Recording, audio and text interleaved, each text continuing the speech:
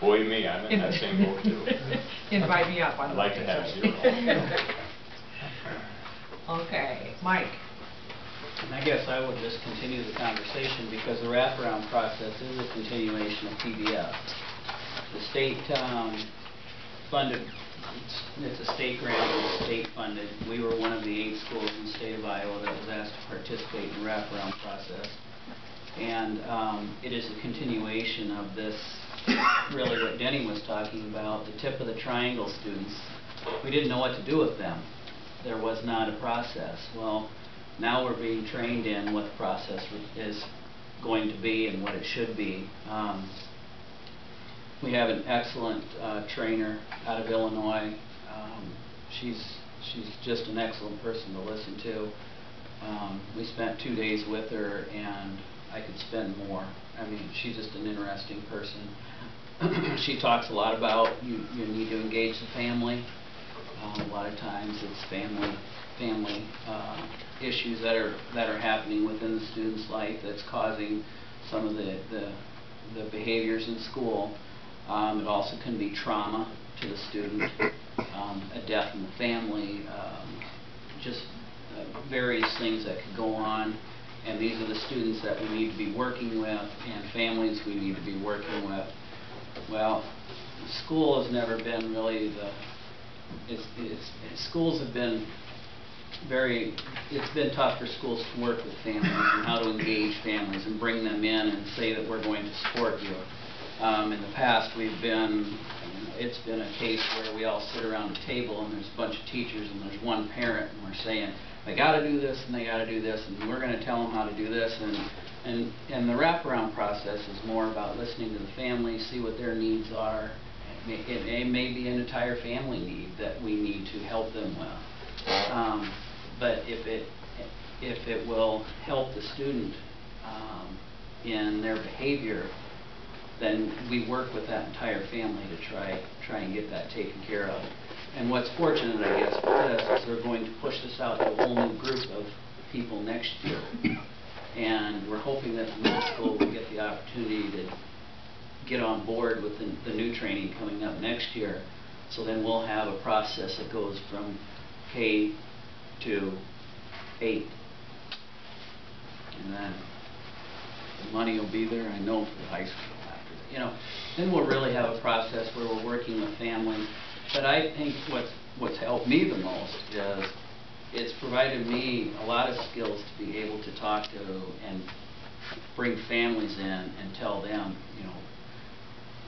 you are the important piece of this puzzle. We want to listen to you and help you and your student. And it's really created a lot of positive relationships with families. We have 4 or 5 families in the wraparound process now. And these were families that probably would have a tough time coming into school. But they call us, they talk to us, they walk in, and I mean, it's a good relationship. And when they have problems, they come in. It's not a yelling match or, we're mad about this. They come in, they talk to us. It's really been positive. And we go back in December again, and Lucille, which is our instructor, is starting to push us a little bit.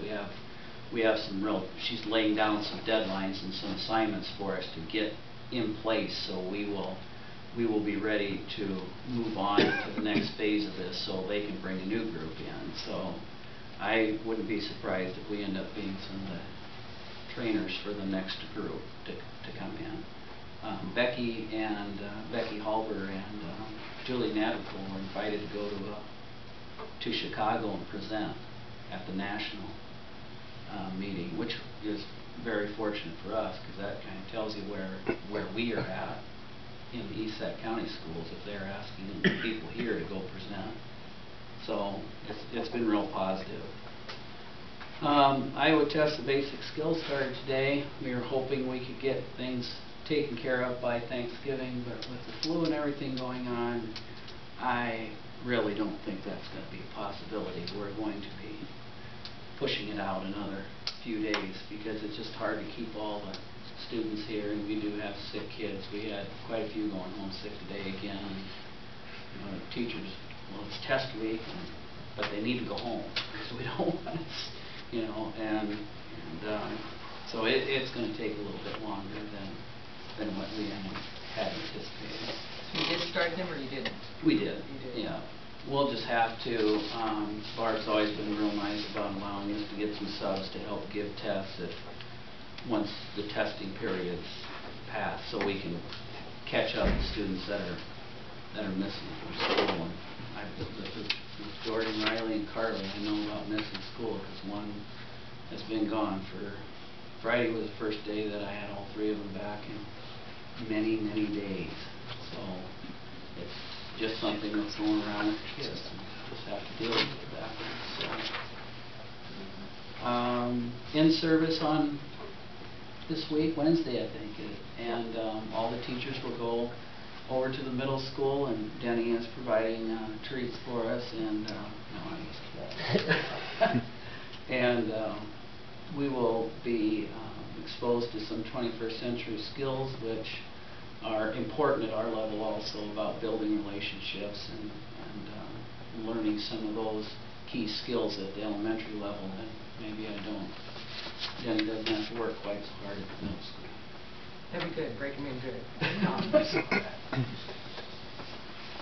Any questions for Mike?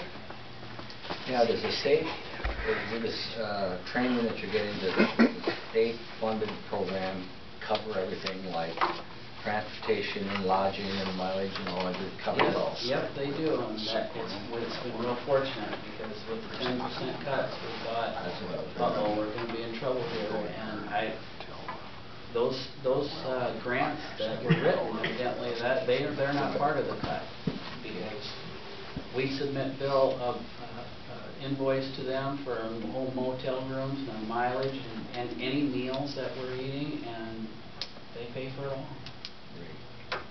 At the last meeting, they said they didn't really come out and say that they had extra money, but they said if there's materials that you would like to purchase, we need to know that, because we will purchase them before the end of the fiscal year.